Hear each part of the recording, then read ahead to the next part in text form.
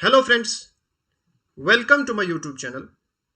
आज की वीडियो में हम डिस्कस करेंगे पंचायत अकाउंट्स असिस्टेंट का mathematics and statics portion. Last video में हमने डिस्कस किया था इकोनॉमिक्स पोर्शन, जिसकी लिंक आपको डिस्क्रिप्शन में मिल जाएगी।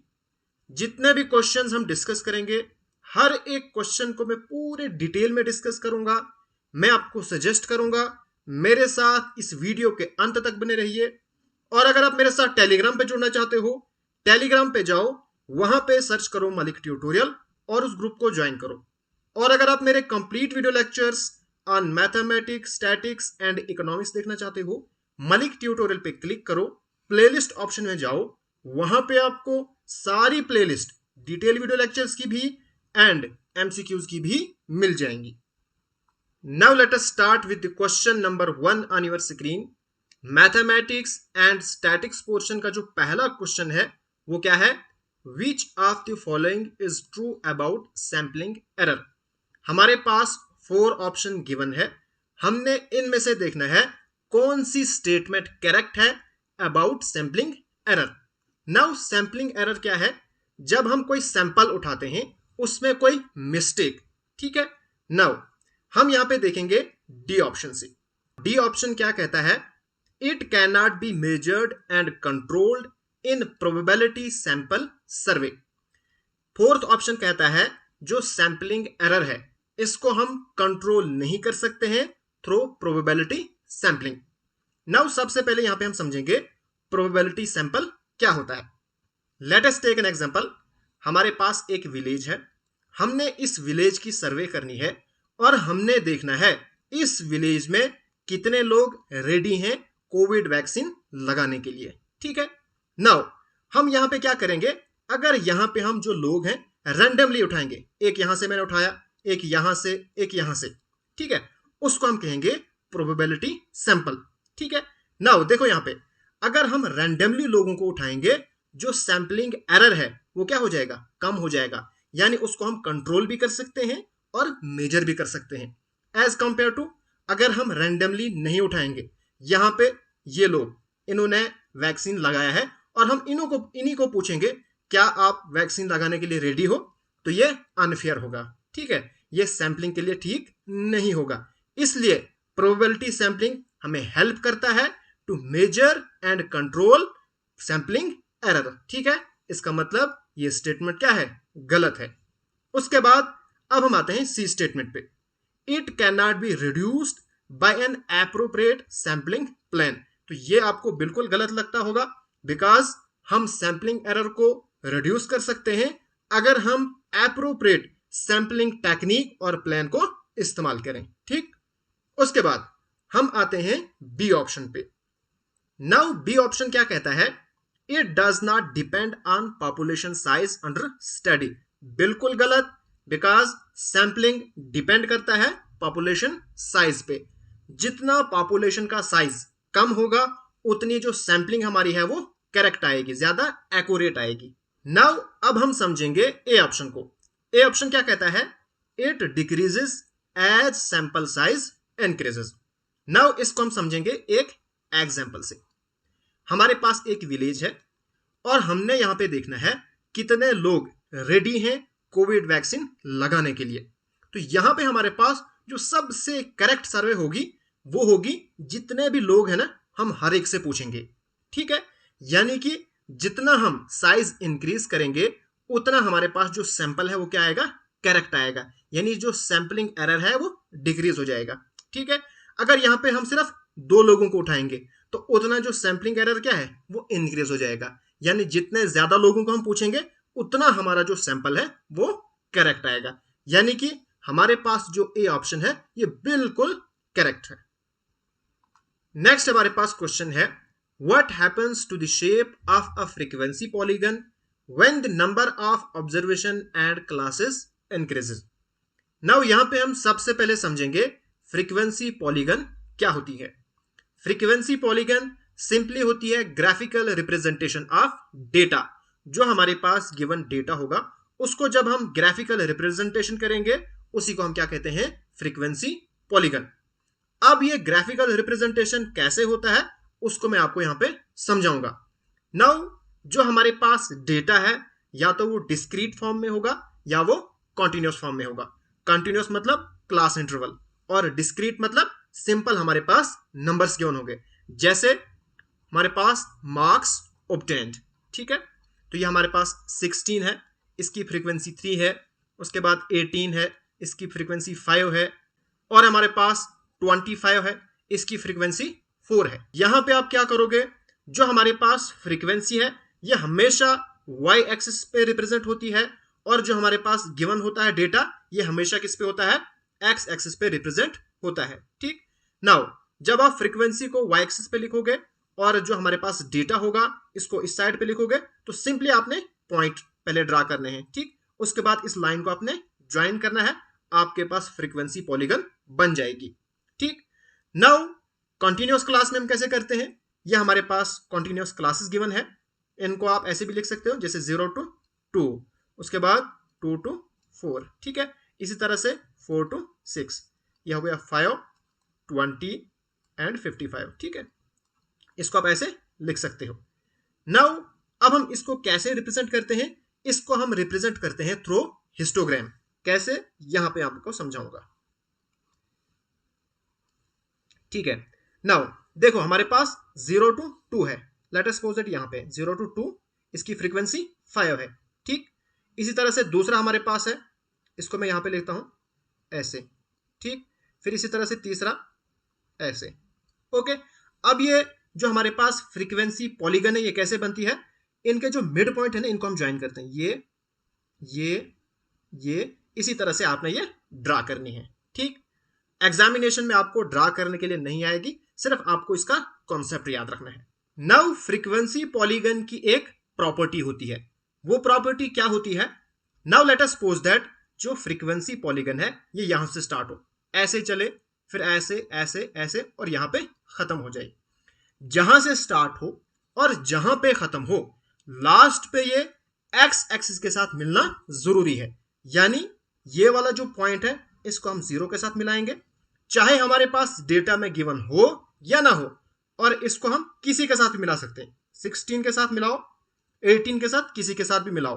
क्यों, देखो इसका मतलब यह है हमारे पास 16 की फ्रीक्वेंसी 0 है, तो 16 की फ्रीक्वेंसी 0 का मतलब क्या है, कुछ भी नहीं है, यहां पे 0 की फ्रीक्वेंसी 0, तो इससे कोई भी फर्क पड़ने वाला नहीं है। ठीक है, तो इसका मतलब यह हुआ जो हमारे पास फ्रीक्वेंसी पॉलीगन है बीच में किसी तरह की भी हो, जिगजैग हो, कुछ भी हो, लेकिन जो हमारे पास लास्ट पे क्या होगा, हमारे पास tends to become increasingly smooth, जो हमारे पास लाइन है लास्ट पे क्या बन जाएगी, स्मूथ बन जाएगी। ठीक है, हेंस हम ये कह सकते हैं जो हमारे पास सी ऑप्शन है वो क्या है, करेक्ट ऑप्शन है। नेक्स्ट जो हमारे पास क्वेश्चन है ये एट्रीब्यूट्स का क्वेश्चन है, बहुत ही सिंपल क्वेश्चन है, लेकिन अक्सर स्टूडेंट्स को ये एग्जामिनेशन में नहीं निकला था। क्यों, बिकॉज उन्होंने इस क्वेश्चन को प्रॉपरली नहीं पढ़ा था। जब भी आप क्वेश्चन को पढ़ो, जितनी भी चीजें उसमें गिवन है उनके बारे में सोचो, बिकॉज क्वेश्चन में जितनी भी चीजें गिवन होती है ना उनका कहीं ना कहीं पे इस्तेमाल जरूर होता है, तभी वो क्वेश्चन में गिवन होती है। ऐसे फालतू कोई भी चीज क्वेश्चन में गिवन नहीं होती है, एक्सेप्ट कहीं कहीं पे क्वेश्चन बहुत ही इजी होता है और क्वेश्चन को थोड़ा सा टिपिकल बनाने के लिए वो करते हैं।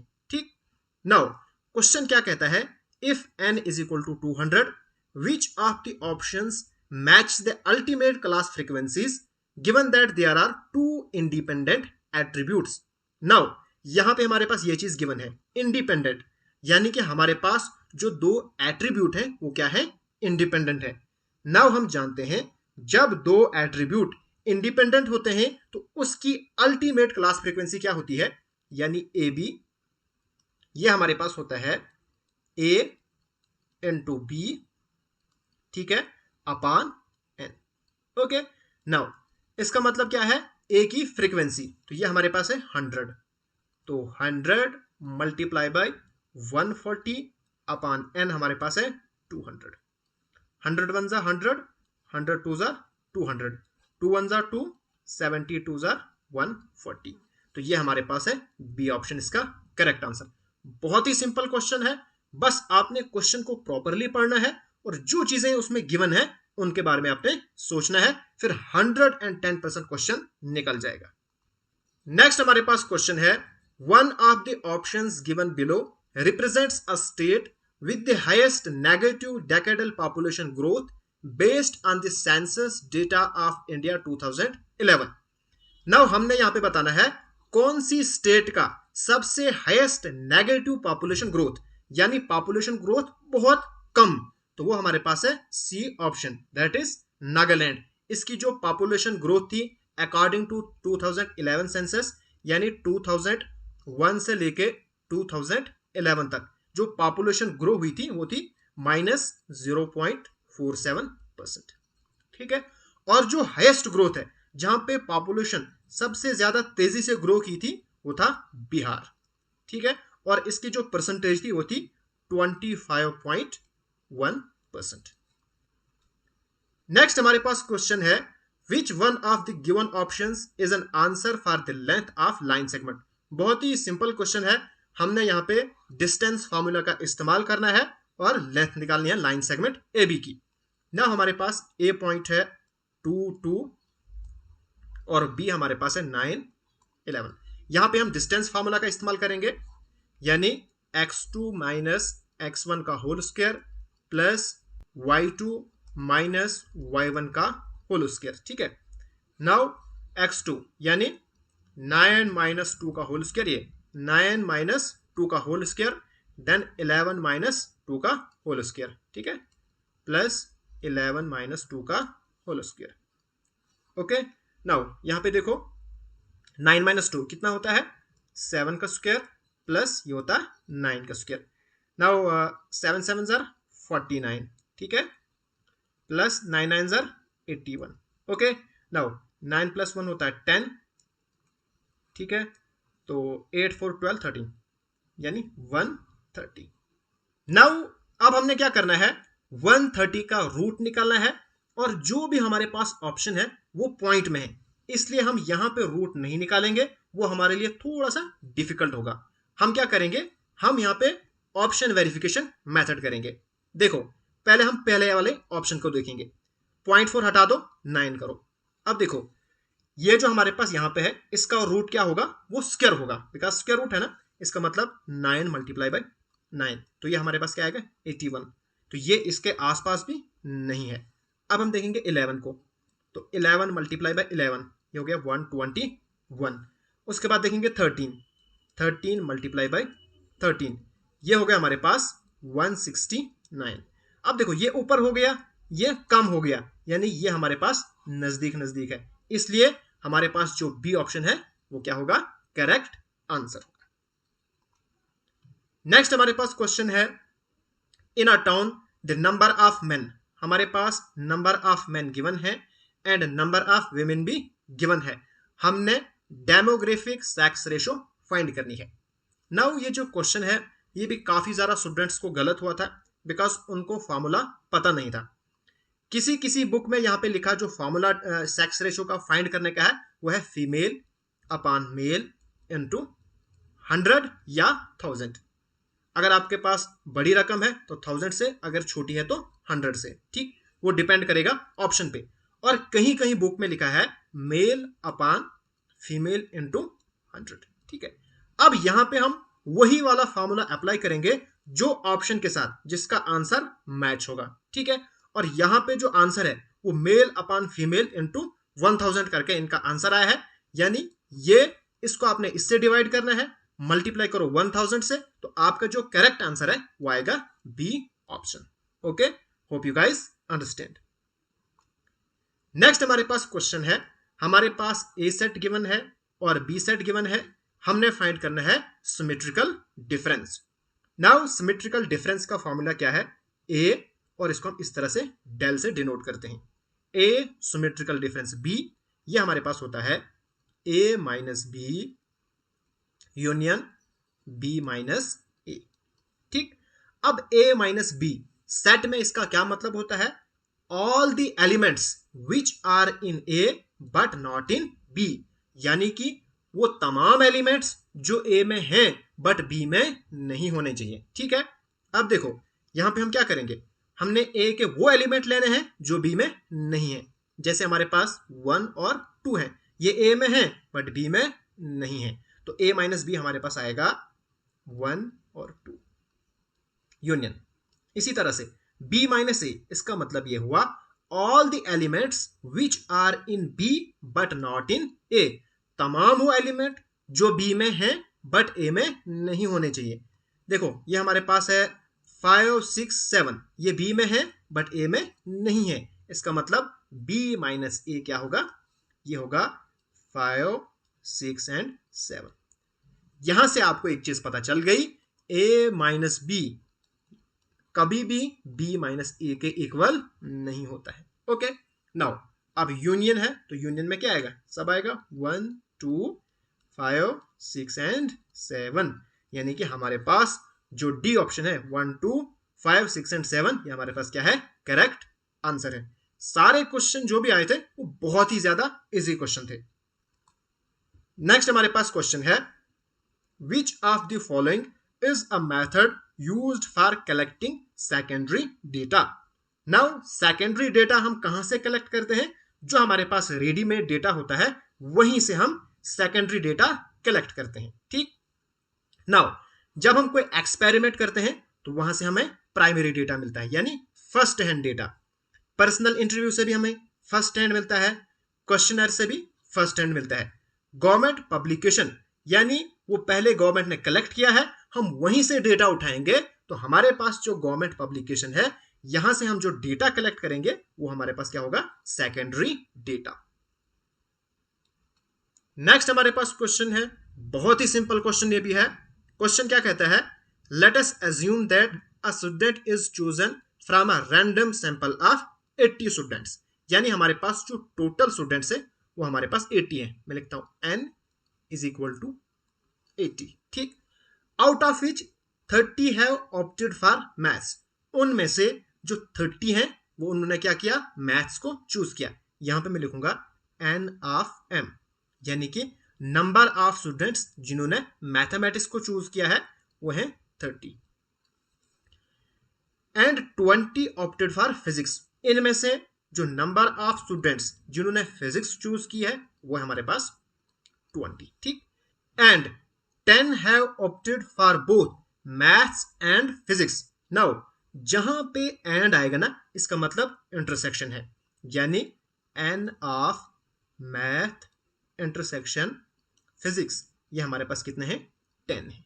ठीक, अब हमें फाइंड करना है प्रोबेबिलिटी किसकी, मैथ्स और फिजिक्स। जब आपको और दिखे मतलब यूनियन, यानी सबसे पहले हम करेंगे n of m union p find. बहुत ही सिंपल सा क्वेश्चन है। क्या फॉर्मूला होता है इसका, बताओ। इसका फॉर्मूला होता है n of m union p, ये हमारे पास होता है n of m plus n of p और minus n of m intersection p। ठीक है, तो हमारे पास क्या बनेगा, 30 यहां से प्लस 20 माइनस 10, तो ये हमारे पास बनेगा 40। ओके, बट क्वेश्चन में हमने फाइंड करना है probability that the students have opted for either maths और फिजिक्स, यानी हमने प्रोबेबिलिटी फाइंड करनी है किसकी, मैथ्स और फिजिक्स की, यानी ये हमारे पास क्या होगा, ये पॉसिबल आउटकम है।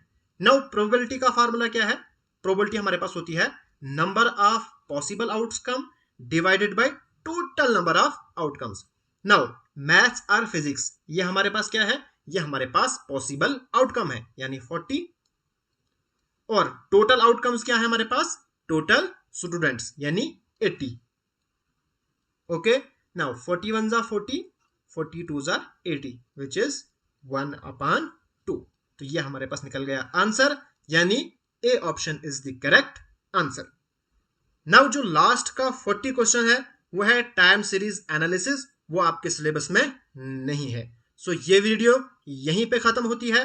अगर आपको ये वीडियो पसंद आए तो प्लीज मेरे चैनल को सब्सक्राइब कीजिए और इस वीडियो को अपने फ्रेंड्स एंड क्लासमेट के साथ जरूर शेयर कीजिएगा। Thanks for watching.